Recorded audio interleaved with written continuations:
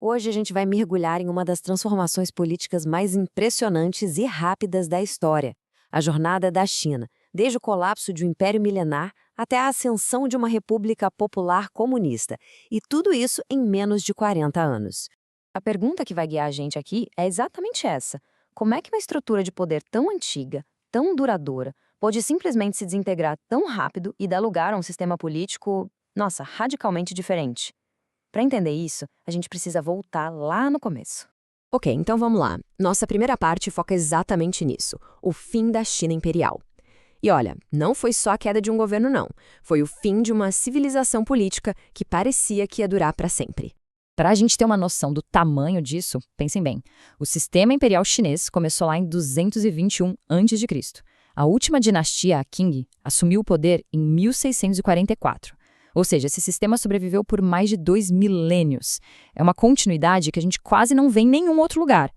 Então, quando o último imperador abdica em 1912, não é só uma mudança de regime, né? Foi um verdadeiro terremoto histórico. Mas esse colapso, claro, não aconteceu do dia para a noite. Durante o século XIX, várias crises foram abalando o Império Qing.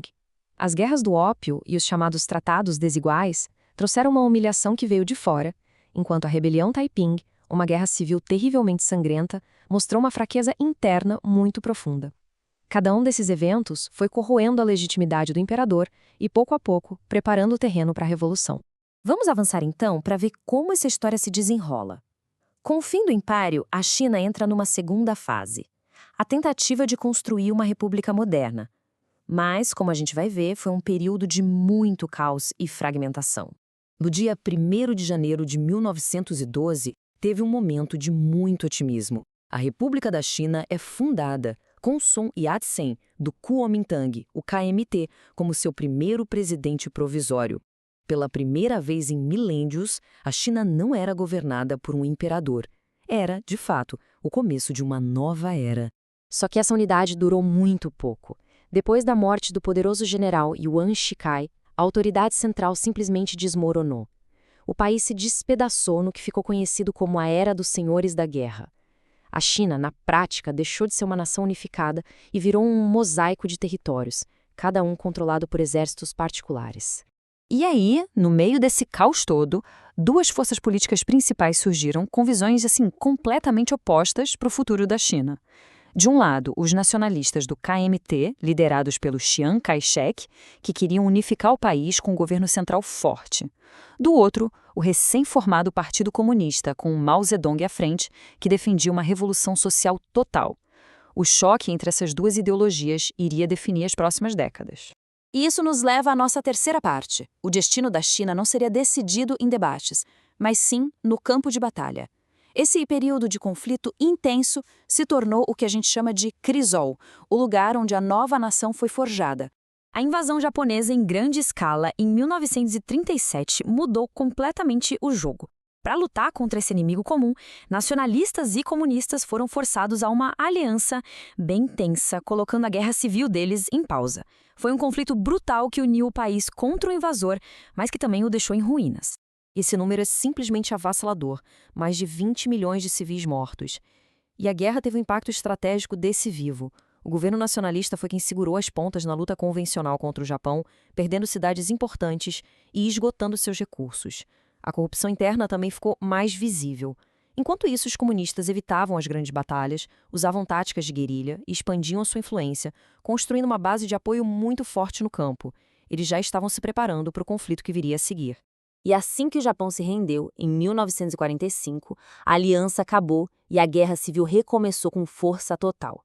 Dessa vez, os comunistas que estavam mais organizados, com a moral elevada e com apoio popular enorme entre os camponeses, levaram a melhor.